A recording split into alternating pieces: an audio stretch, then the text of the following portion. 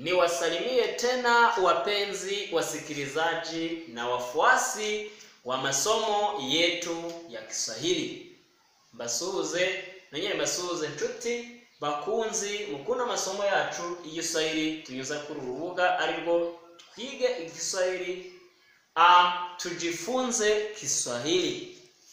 Leo tunasoma somo la siku zilizolinganishwa na leo. Iminsi tuyigereranyije n'uyu munsi. Kulinganisha no kugereranya. Nkuko bisanzwe, iminsi tugereranya n'uyu munsi ni yahise ni izaza ariko yegeye uyu munsi turimo.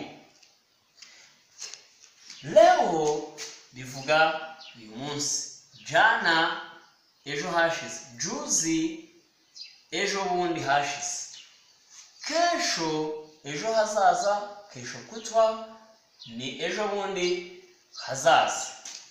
Tugereranye twifashishije iminsi. Ikiwa leo ni Jumatano, jana ni Jumanne, juzi ni Jumatatu.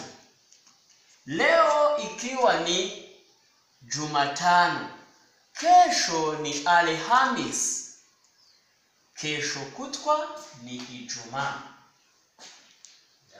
Ndavuze ni uyu munsi ari kuwa gatatu, ejo hashize zaba ari kuwa kabiri, ejo bundi hashize aba ari kuwa mbere, ejo hazaza azaba ari kuwa kane, ejo bundi hazaza azaba ari kuwa gatanu.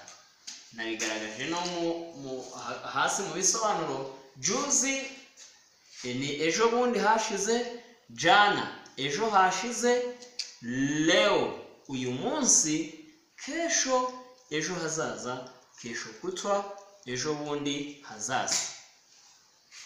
Wapenzi wasikilizaji, wafuasi wa somo letu, bakunzi mukunda kandi mukurikira somo ryacu, turabashimiye kuba mwakurikiye. Mukomeze kudushyigikira mukora like, subscribe na comment. Kwa heri, tutaendelea na masomo mengine. Kwa heri.